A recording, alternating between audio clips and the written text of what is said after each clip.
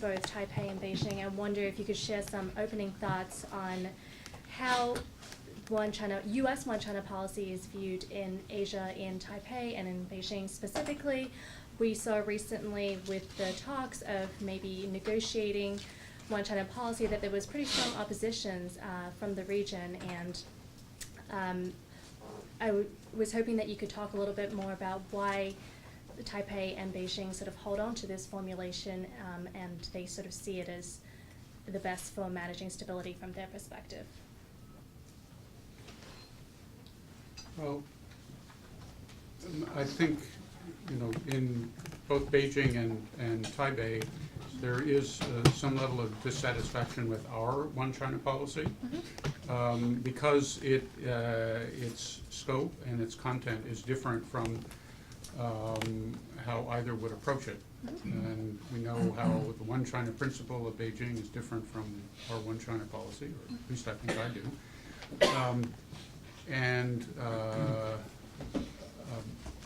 Taipei, I think, likes it in ways that are good for it, but does feel constrained.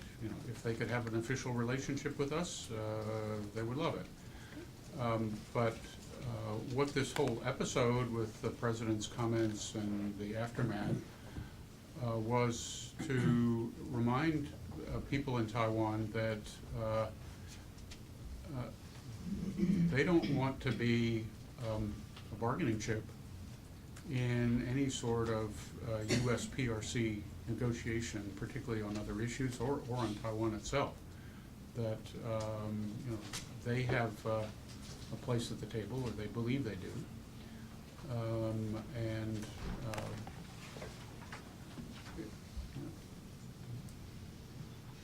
the bottom line, I think, is that everybody's willing to live with it,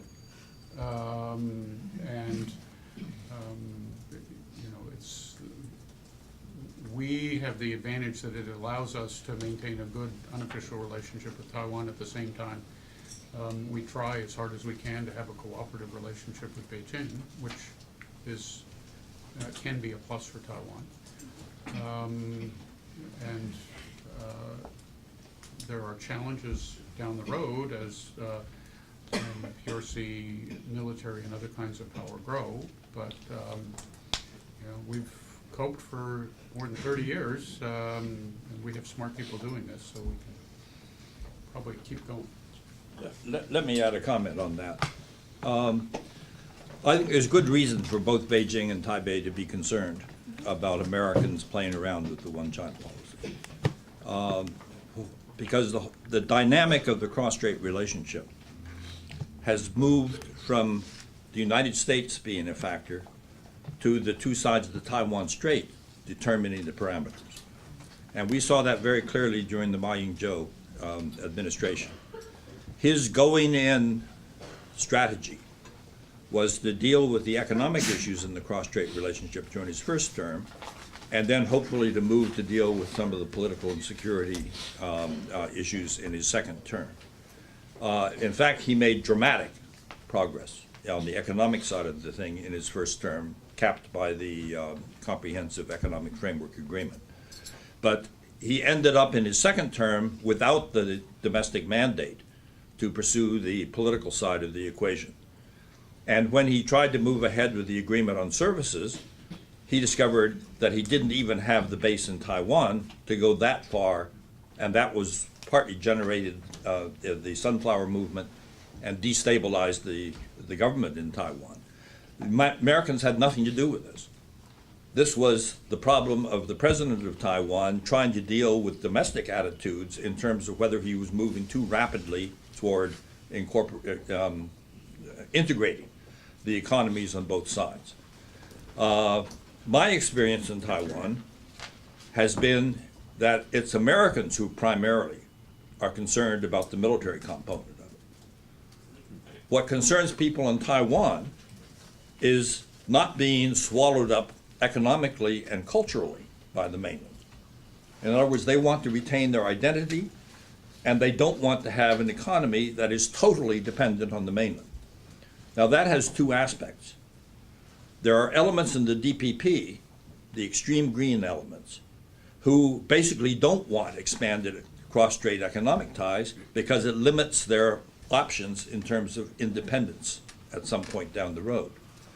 But there are other people who are opposed, and I would say the Sunflower Movement was a representative of this, who are worried about becoming overly dependent on the Taiwan market and losing their jobs. And the Sunflower Movement was a youthful movement, and the problem of Taiwan was they were moving their jobs to the mainland, and they were not recreating jobs for young people in Taiwan. The profits that were being generated were going into the pockets of the wealthy, and the ordinary people in Taiwan were not benefiting from the expansion of the cross-strait relationship. So, I mean, this is exactly the way it should be handled. And where President Trump, before he came into office and afterwards, through his call to Tsai Ing-wen and through his talking about the One China policy, created massive concern in Taiwan about what was going to happen. On the one hand, they may have liked the idea of getting a little more officiality in the relationship, but then when they thought about it the next morning, they realized that the people who would pay the price for that would be Taiwan. And therefore they were more sober about it. So there's an issue of moral hazard here. When we start with the best interests of Taiwan in our minds, thinking about juggling things like officiality in ways that serve our interests, we may be damaging the interests of Taiwan. And a classic case of that, Paul, I would argue, is the Li Nanghui visit, where we miscalculated what was acceptable, ended up with a fundamental change in China's position because it had not threatened to use force from 79 until 95. And they interpreted the Li Nanghui visit as a weakening of our One China policy, and therefore they had to substitute threats to use force to make up for the weakness in our policy. And that brought missiles into the Taiwan Strait area. At the moment, and this is related to the arms sales issue, Taiwan retains control of its own security as long as they have the adequate defense capability to make any military solution unacceptably costly. It's a little bit like Singapore's defense strategy. It's the poisonous shrimp strategy. Ultimately, you may not be able to avoid being swallowed up, but you can make it so painful that the person who could swallow you up won't do it. But the other aspect is they can control the risk. And they control the risk through their management of the cross-strait relationship.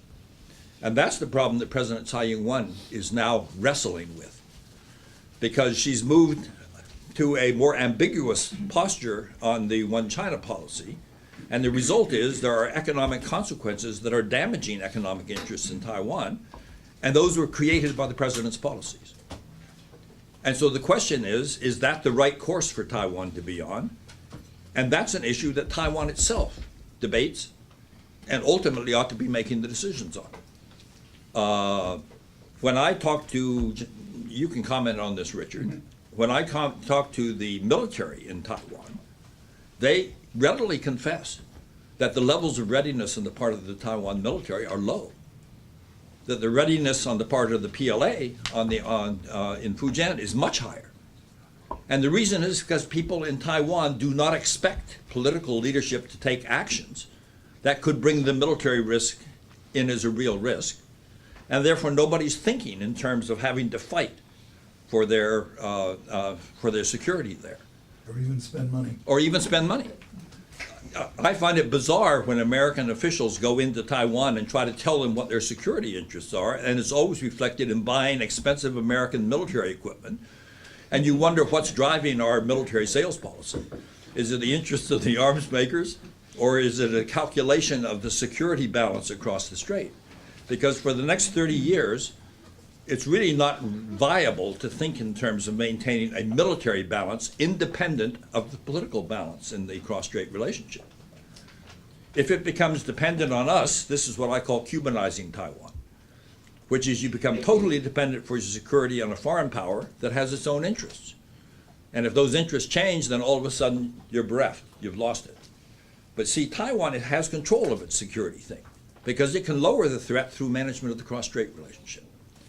So the key, it seems to me, in looking down the road, is to make sure that Taiwan has sufficient defense capabilities so that ambitions of the PLA to swallow them up militarily are too costly, with the United States as the uncertainty factor, which is an added deterrent on that.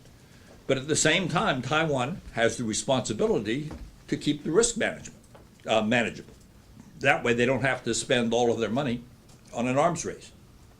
This is a very tricky one. I think President Ma came to the conclusion that the best way to handle mainland policy was to ignore the fact that PRC capabilities continued to build up, Yeah. even though the situation was stabilizing. And therefore, he did not do the political things that he needed to do within Taiwan to scare people a little bit. Yeah. And to create the political support for keeping defense spending higher. Right. He had a logic for doing it, but there were consequences. He also wanted to use that money for other things. Another aspect is that I suspect that if you asked a sample of the Taiwan public, if there's a war, will the United States bail Taiwan out, come to its defense? The answer would probably be yes. You get a different answer from the military, but I think the public assumes that we would come to Taiwan. You're saying that the Taiwan military believes that the United States would not come to us? Well, they have to plan on the basis of, or not. I mean, that's a prudent decision. First of all, because they don't know what the circumstances are that would lead to a war. And because... Is that a distinct kind of branching in Taiwan's planning, to your understanding, or that's a huge difference in how they posture their forces and develop them, getting to the issue of expenditures. Yeah, I understand. I mean, we have an ironic situation where I think the PRC assumes, along with the Taiwan public, that we would come to Taiwan's defense. And they've done their force development on that basis. But Taiwan's military, as a matter of prudence,